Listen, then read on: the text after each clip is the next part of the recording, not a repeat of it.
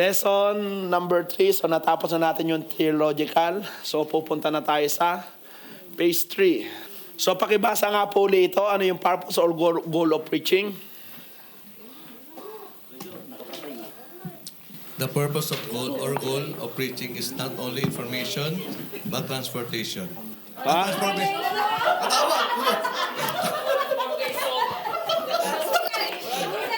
Ano lang? Nabulol. Or transformation. Sige lang Kuya Jo.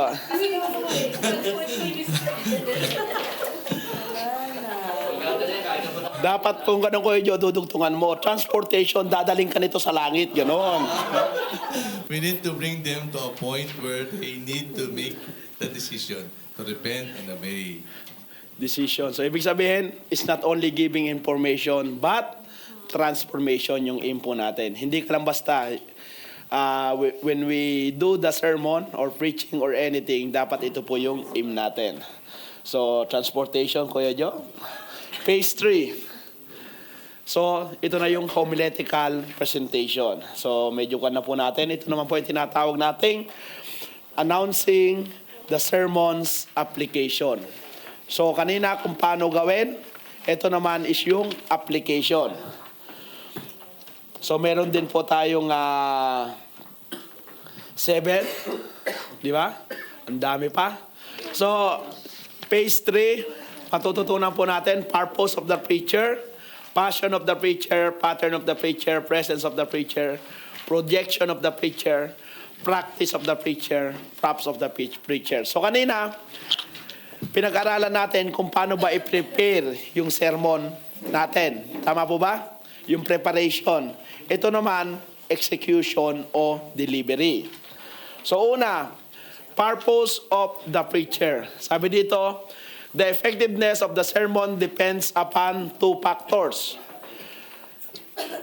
To be effective, dapat tignan natin itong dalawang bagay. Una, what we say. Ano ba yung sinasabi natin o sasabihin natin? Pangalawa, how we say it. Ibig sabihin, what we say is the content of our sermon. How we say it is how we deliver our sermon. Bakit? Basahin nga po natin yung nasa baba. We need to find the balance because sometimes anemic content is covered by great delivery and there are great contents that is not delivered properly. So makita po natin, bakit kailangan po natin mabalance yung content and delivery. Madalas po, na kumbaga nakukuha tayo, na-inspire tayo sa sermon kasi ang ganda ng pagkakadeliver. Pero yung nga po yung sinasabi natin, ano ba yung nilalaman ng mensahe niya? Pag tinignan natin, may laman nga ba o wala? Meron namang isa, ang ganda ng mensahe niya, pero anemic yung pagka-deliver niya.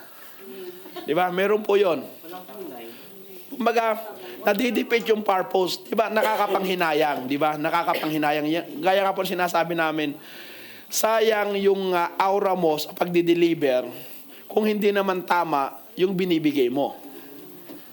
Yung isa naman, sayang yung binibigay mo kung hindi naman interesado yung nakikinig sa'yo.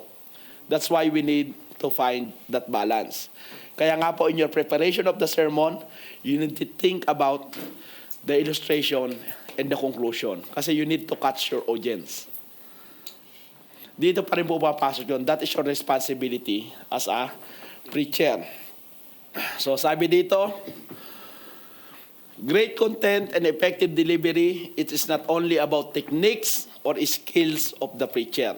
So hindi po nakadepende na, ay kasi magaling siya magsalita, kasi very, very eloquent siya. Ano yung sinasabi dito? The main power behind great content and effective delivery is the spiritual communication. So ibig sabihin, kahit gaano kakagaling, kung wala yung spiritual communication, kung wala yung sinasabi natin na intimacy with God during your preparation, yung prayer mo before you start the sermon, kung minsan, you feel flat. Alam niyo po yon? Kung minsan nararanasan, for me, sabi ko nga kung minsan na pakiramdam ko ang flat ng pagkakadeliver ko ng sermon. Pero maririnig ko sa iba na nagustuhan naman nila. Meron naman minsan pakiramdam ko, ang ganda ng pagkakadeliver ko, pero wala naman akong marinig na feedback sa mga audience. So, paano mo ibabalance kayo yun? Sabi nga natin, it depends on your spiritual intimacy with God o yung spiritual communication. So sabi po natin, the key is the working and anointing of the Holy Spirit to the preacher. Kasi bakit? May mga preacher na hindi naman siya ganung mag-deliver, pero bakit napaka-attentive mo siyang pakinggan? Di ba? Meron namang preacher na ang galing-galing niya magsalita, pero parang bakit hindi mo ma-absorb yung kanyang sinasabi? Di ba? Ang ganda, talagang very kwan yung delivery niya and everything, ang ganda ng illustration niya, pero bakit hindi ka nagiging interesado? Hindi dahil ayaw mo makinig, kundi dahil nakikita mo na yung message niya is hindi talaga biblically correct. Di ba? Meron namang iba na nakita mo is biblically correct, kaya kahit monotonous siya, kahit boring siya, pakikinggan at pakikinggan mo pa rin. Why? That is the result of the Holy Spirit working in you and to your audience. Kasi kung talagang hindi ka magaling mag-preach, kailangan talaga intervention ng Holy Spirit para di ba? So but it should not it should not defeat the purpose of preparation. If you are well prepared, kahit monotone ka, kahit hindi ka, sabi mo hindi ka magaling but your preparation is right, you can do it well. I-execute po natin na maayos yung ating sermon. So ito po yung sinasabi. People greatest fears. May mga tao na takot sa aso, takot na mag-isa, takot na lumipad, takot sa height, di ba?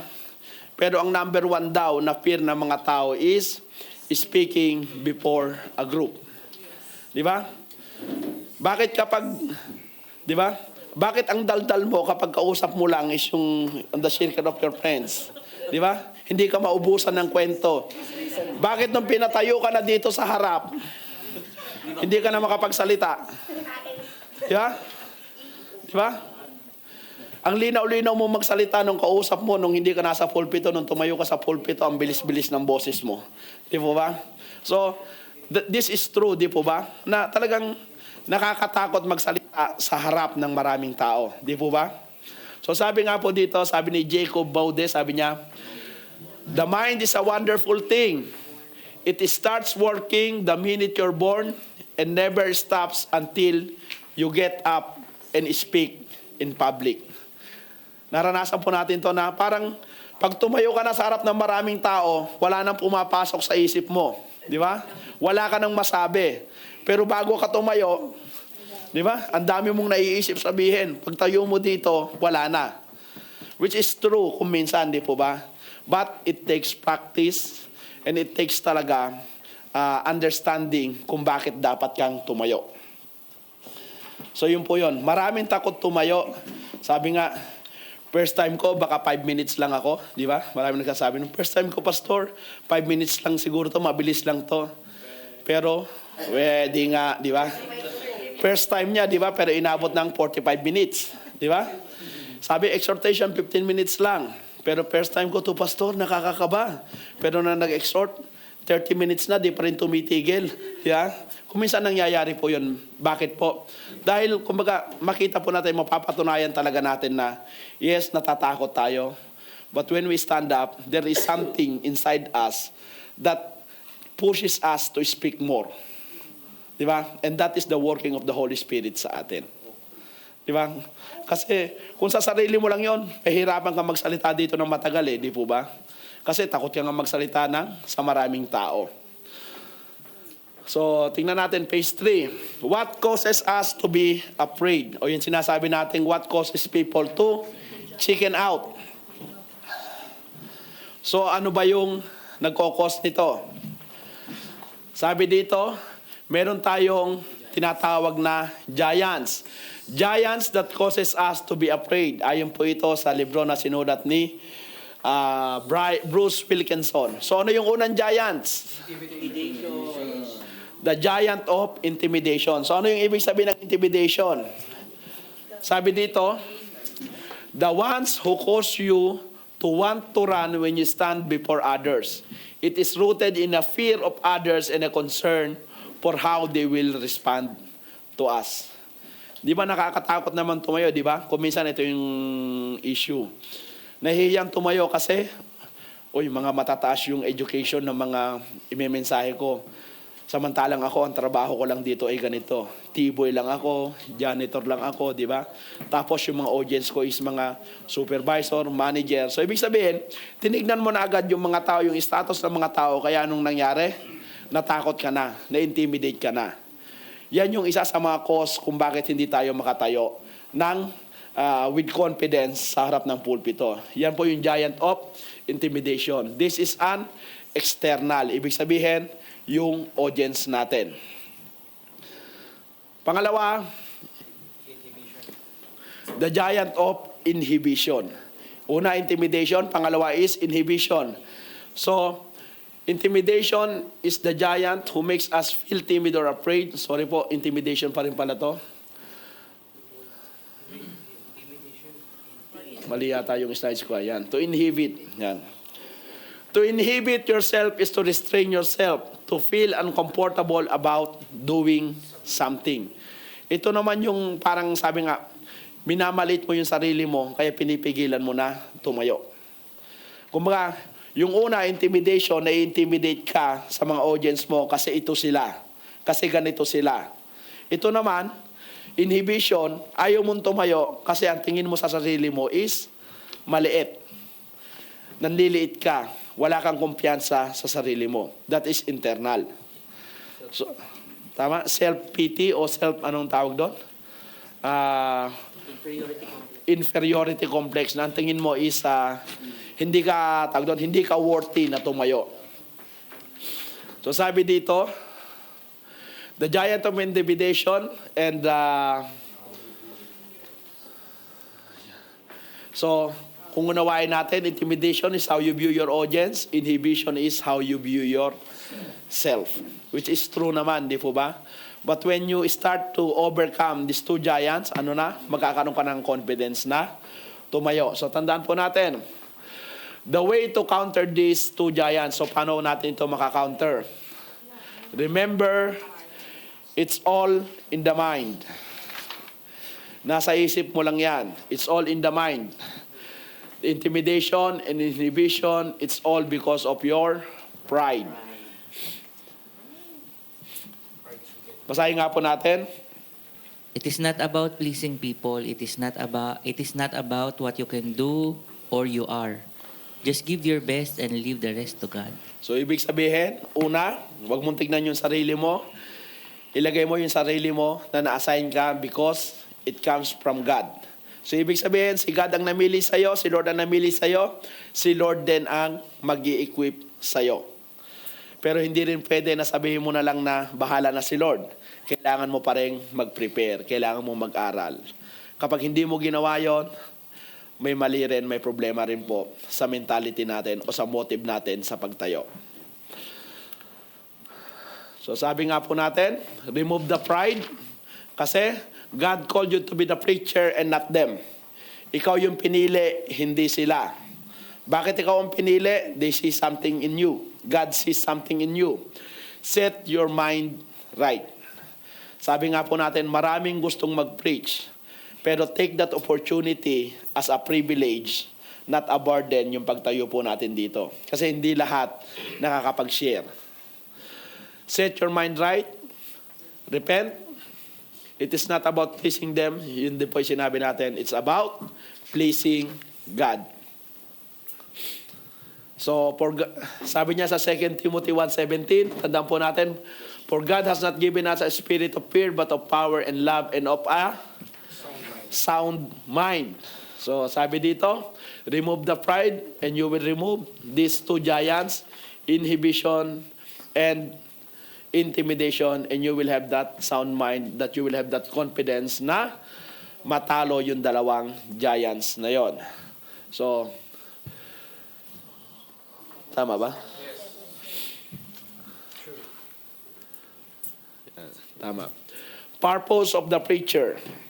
So, una is the purpose of the preacher. So, sabi dito, yung mindset po natin, we need to set our mind right.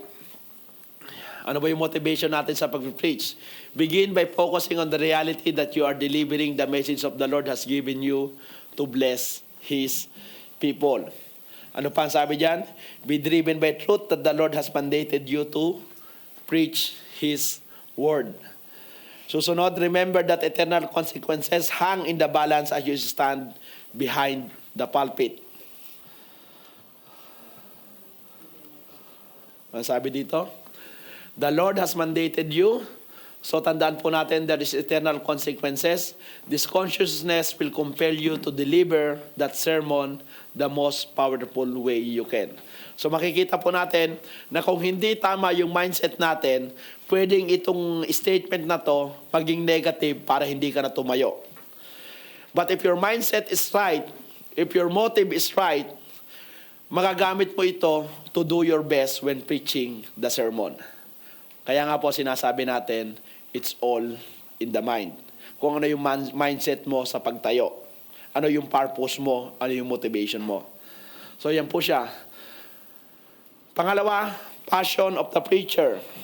Ito naman yung kano yung nasa puso niya. Your desire to do it well. Pabasa nga po. A deep sense of purpose will help generate the passion to preach. Effective delivery begins with a deep desire to preach the truth.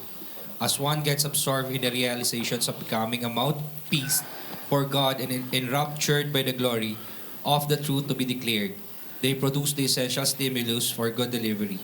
This gives the preacher the emotional set to fulfill such solemn responsibility. So makikita po natin, kailangan nandun yung desire. Pero kung minsan yung desire kasi kailangan ma-develop din po yan. Ma-develop natin yung desire with the right mindset, understanding yung purpose natin o yung motivation natin kung bakit tayo tatayo dito sa harap. It is to deliver the truth o yung katotohanan tungkol sa salita ng Panginoon. Sabi dito, to preach the truth as one gets absorbed in the realization of becoming a mouthpiece for God. So hindi ba hindi pa tayo kuminsan na encourage sa mga testimony ng iba na halimbawa may nag-testimony na nasabi yung pangalan natin that isa ka sa mga nag-encourage sa kanila para bago. Di po ba? Na dahil sa preaching po, ito yung naging resulta. It's not to lift yourself up, but to understand yung sense of purpose at yung resulta nung pagpapagal natin para sa salita ng Panginoon. So, sabi dito, effective delivery begins with desires. If you don't want to say it well, you won't. Preach as if it is your last. Di ba? Yung nga yung sinasabi nila, kapag yung mindset mo, ito na yung huling time ko na makapag-preach, you will do your best. Di ba? So, pangatlo, pattern of the preacher, ito naman yung will. Sabi dito, how you want to do it. You make a composite approach, mix it up, read some part, recite some parts, deliver with your own style. The most important thing is stand in the pulpit well prepared. You have spent enough time preparing and studying your sermon. So, ito po yung mixing. Ibig sabihin, you can do it how you will deliver your sermon. Yan. Yan, pabasa nga po yung 4. Reading the manuscript. The preacher has written out his sermon in full and takes his manuscript into the pulpit and reads from it word for word, reciting from memory. The speaker writes out a manuscript in full, commits to its memory, then delivers it without any reference to his manuscript, rendering extemporaneously. The plan of the discourse is drawn out of paper and all the principal points are stated or suggested, but the language is extemporaneous. Recounting freely, after a careful and thorough preparation, a full or partial manuscript will be written, but the preacher goes into the pulpit without notes. So ito po yung iba-ibang kapamaraanan kung paano dinideliver yung sermon. Sabi nga po natin kanina, may mga disadvantage and advantages yung may mga sermon notes. May mga advantage at disadvantages kung paano dinideliver yung sermon. Yan. Presence of the preacher, ito naman po yung actions. Ito yung tinatawag nating pulpit presence. Ito yung appearance. Kapag tumayo tayo sa pulpito, anong unang tinitignan? Yung suot po natin. Your attire must only be one knot above the audience. Di ba? Huwag ka namang agaw pansin kapag tatayo ka sa harap. Itong isang example po dito. Halimbawa, sa isang church sa probinsya, di ba? Siyempre, kung minsan mga mahihirap lang, ay, hindi na mahihirap, sorry for the words. Hindi naman ganun tag doon? Karangya yung mga tao, di ba? Simpleng tao lang na pag magsisimba is naka-short, naka-sando, just because they want to go to the church. Tapos ikaw na mag-preach is naka-Amerikana ka in everything. Sa tingin po ba natin makakakonect ka sa mga tao? Hindi, di ba? Kasi ang iisipin agad nila is, sobra naman to, parang maiilang na agad sila. So kapag alam natin yung sitwasyon, halimbawa yung sa mga ganong sitwasyon, pwedeng maging casual ka lang. Pwede naman na pag-preach ka halimbawa sa mga malalaking tao, mga pastors, hindi naman pwede na naka-t-shirt ka lang. Kailangan mo ring ibagay yung suot mo dun sa audience mo. So, kaya nga po, ang hirap kasi kung minsan, kung yung suot nung nandito sa harap ay nakaka-distract sa mga nakikinig. Kaya dapat sabi nga, one knot above the audience. The best clothing is not noticed, it is simply appropriate and attractive. Kaya nga yung video ko kay Kuya Jojo, di ba? Kapag ako nag-preach, ayaw kong si Kuya Jojo ang worship leader. Kasi nasasapawan ako sa suot. Kasi naka-coat and tie, di ba? Parang siya mag-preach eh. Joke lang yung Kuya Jojo. But highly appreciated talaga yung mga outfit mo pag nagpapaawit ka. Bibili na ako sa Shane na Kuya Jo. Sabi yun. Pangalawa naman is yung tinatawag natin na posture. The way we stand behind the pulpit. Ito, di ba? Kung minsan, ano ba yung itsura na nakikita natin? Meron yung iba, kagaya ko, slouchy. Ano ba yung nagiging mannerism natin pag nandito sa pulpito? Lagi nakayuko, lagi nakatitig sa kanyang notes. Di ba? Minsan, galaw ng galaw, ganyan lang ng ganyan, hindi lumalayo, parang kawayan na iniihipan. Di ba? Meron naman lakad ng lakad, hindi mo na alam kung saan mo titignan. Paglingon mo, nasa na yung preacher, nandun na pala sa kabilang dulo. So, yun po yung makikita natin na sometimes makikita natin. Kung minsan, dapat tama lang yung posture natin. So, importante din po yun. Sabi niya, stand by the podium, lean, kung minsan, o kaya naman, pwede ba yung mag-preach ka is uupo ka na lang na para ka lang nakikipag-usap, di po ba? Hindi naman. So, our posture is also important. So, ano pa? Face. Yung pagmumukha po natin, pagmumukha, grabe naman salita. Yung expression po natin, what our face say. Kailangan kapag tumayo ka, sasabi mo, are you excited with the Word of God? Pero ikaw mismo nakikita sa pagmumukha mo, parang hindi ka excited. Sino maniniwala sa'yo? Di ba? Sasabihin mo, nakasimangot ka, are you blessed, church? Di ba? So, kailangan yung face natin is dapat nandun pa rin. Sabi dito, is it possible to communicate our feelings without words? So, sabi nga po natin, meron tayong universal facial expression. So, with our face, alam na natin kung ano yung ikinukuha natin na mensahe. Halimbawa, pag nakita natin, happy, sad, ano pa? Angry, and worried o takot o confused, di ba? Hindi mo pwedeng sabihin na masaya ka pero yung mukha mo is malungkot na malungkot. Paano ka maniniwala sa'yo yung mga nakikinig? Di ba? Sabi ko nga, pag sinabi mong God is good, di ba? Pero sa mukha mo, hindi naman good. Ang hirap po nun. Dapat pag sinalita mong God is good, dapat yung projection mo, nakangiti ka, na talagang ramdam talaga na napakabuti ni Lord sa buhay po natin. Meron ding iba, di ba, sasabihin ng preacher. Gaganyan siya. Titingin dito. God is good, pero dito nakatingin, di ba? So, hindi rin po tama yun. So, our facial expression, what we relate to the message should be seen in our face. Sabi mo, excited ako sa pag-preach ng salita ng Panginoon, pero hindi naman mukhang excited yung aura natin. So, what we say must reflect in our face. Tandaan po natin, you are the message. Yan. Presence of the preacher. Yan pa rin, yung mata natin. We must make eye contact to our audience. So ito po yung tinuturo po natin. Ano ba yung tamang eye contact? Dapat pag preacher, hindi po lagi nakatingin sa baba. Parang naghahanap ng nawalang coins. Hindi po dapat yon. O laging tinitignan kung natanggal yung sintas ng sapatos. When we are preaching, let us try to practice looking at our audience. Hindi naman din po pwede na yung eye contact po, dito ko na lang lagi nakatingin. Pwedeng tumingin ka rin naman dito. Pwedeng tumingin ka rin naman sa likod. Bakit po? Yes, kung minsan nakaka-distract kasi nakikita mo yung mga naghihikab, nag-uusap-usap, nagse-cellphone, lahat makikita mo. Pero it has a positive effect sa'yo.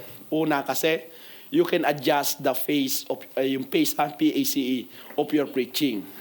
You can say, tumayo po tayong lahat, basahin natin ang salita ng Panginoon para mahinto sila sa pag-uusap. Di ba? Yung minsan sasabihin, pumapak yung tulog, di ba? Pag may nakikita kang idlip. Yan po yung nangyayari kung minsan just to get the attention. So ito po yung sinasabing eye contact. Bakit importante yung eye contact? Kasi kapag tumitingin ka sa audience mo, nandun yung sincerity sa pagde-deliver mo ng salita ng Panginoon. Hindi lamang po sincerity, kundi yung confidence mo. Di ba? Sabi, magsabi ka ng totoo, tumingin ka sa mata ko. Di ba? Narinig po natin yun. It's the same thing with us. So, iwasan po natin yung masyadong tumitingin ka sa baba, masyadong tumitingin ka sa notes mo. I-practice po natin, tignan natin yung mga audience natin na parang kinakausap. Hindi naman parang kinakausap, na kinakausap natin sila. Yun po yung isa sa mga presence of the preacher. Sabi dito, eye contact improves how you preach but also how people hear your sermon. Preaching is enhanced by the eye as you communicate your message. Sabi ko nga kung minsan pag napatingin ka at naghihikab, lakihan mo yung mata mo, sigurado magigising yung nakakita. Di ba? So ano pa po? Yan. Sige, basahin nga po natin ito. A speaker who will not look people in the eye is deemed aloof, afraid, and or incompetent. One who looks at the ceiling while explaining how Jesus held little children appears distracted. One who looks at the floor while exhorting others to repent seems intimidated. And one who looks overhead or even at foreheads instead of in the eyes of the listener seems untrustworthy. Preachers too tied to notes, especially when seeking a text exhort, project a lack of preparation or preoccupation with their own thoughts. So makikita po natin na sa pamamagitan kung paano natin gamitin yung mata natin, marami na palang pwedeng maging judgment sa atin. So makikita natin yan sa sa May 2, di ba? Tingnan natin kung nakatingin sa mga mata natin si Pastora, di ba? So, ano pa? Gestures naman natin. Yan, di ba? Ito yung mga expressions natin. A gesture can highlight the importance of the emotion of what you are saying. A preacher might hold up a clenched fist to indicate anger or passion, or he might flip his hands in the air to indicate praise or joy. So, kung minsan, kailangan natin to give an impact sa sinasabi natin, di ba? May mga gestures tayong ginagawa. Di ba, kung minsan si Pastora Gina, di ba, nagagawa niya yan na talagang pag nagkukan siya is may kasama yung gesture. So, sabi dito, lean towards the audience. Kapag may gusto kang i-impart na point, pwedeng magkuhan ka sa pulpito at tignan mo sila. Di ba? Pwede rin open your arms to invite them. Sabihin, let's come into prayer. Hindi sabihin, let's come into prayer, nakaganyan ka. I invite you to raise your hand, di ba? Pero ikaw mismo, hindi nakataas yung kamay mo. Di ba? So, napaka-importante din ng gesture. Implore them when you're asking people to take the word that you are speaking seriously. Let your gesture express that along with your words. So, ibig sabihin, yung gesture mo, it will give additional impact sa kung anong sinasabi po natin. Di ba? Kung minsan, if you want to make a point, you can, stamp your feet. You can raise your hand, di ba? You can make a clap, di ba? Just to get the attention, just to get the proper attention. Pero wag naman yung gesture na hindi naman dun sa sinasabi mo. So, yun po siya. Presence. Yan. Ano ba yung sinasabi dito? Yan.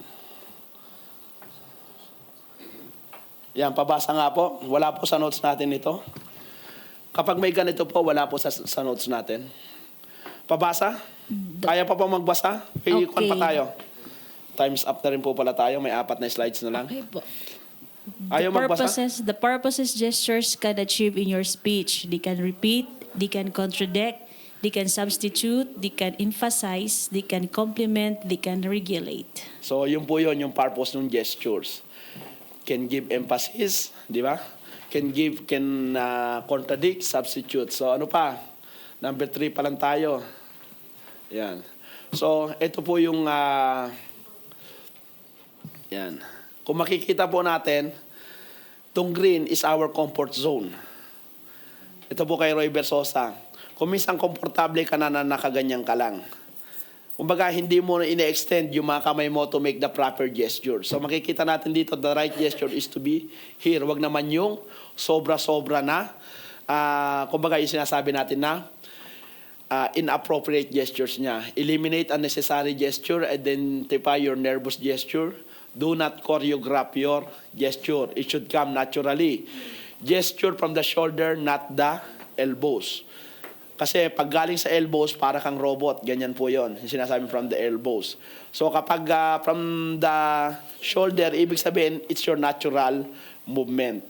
Match your gesture with situation and content. So ito naman po yung sinasabi natin. Yung pang-anim, time your gestures appropriately. Time your gestures appropriately. So depende sa kung ano yung sinasabi po natin. Presence, ito naman po yung movement po natin. So ito yung sinasabi ko kanina. Di ka lang basta naririnig, kundi mas maganda kung nakikita ka at kita mo rin silang lahat. Ibig sabihin, it can add a message to the sermon you are preaching, so they must see you as they listen to you. So ito po yung sinasabi. Kung ito yung stage mo, ito ka lang dapat. Huwag kang masyadong pupunta sa gilid. Kasi hindi ka na makikita nung nasa side na to. So, may proper pa naman, may proper area lang na makikita mo na kapag pumunta ka dito, kita pa rin ba ako ng mga nasa audience ko. Halimbawa, gusto kong kausapin tong part na to. Kakausapin ko sila, pero nakikita pa rin ako nila. Ganun po yon. So, yun po yung tinatawag natin na movement po natin. At wag po yung sinasabi natin kung minsan, wag yung masyado tayong galaw ng galaw. May time na dapat gumalaw tayo, pero may time din na dapat mag-steady tayo. Sabi kanina, wag mong daanin yung mensahe mo sa kwento, wag mong daanin yung mensahe mo sa palakad-lakad mo. Di ba? At sa tayo mo. Movement. Movement can either engage or distract your audience. Movements to avoid, pacing, frantic steps, entering dark spaces. Movements that add message to the sermon.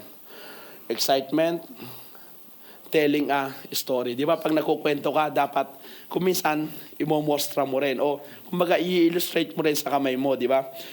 So yun po siya. Pero sabi nga yung pacing, parang hindi ba normal yung paggalaw mo? Frantic steps, parang nagmamadali ka. Entering dark spaces, yung ating sinasabi ko.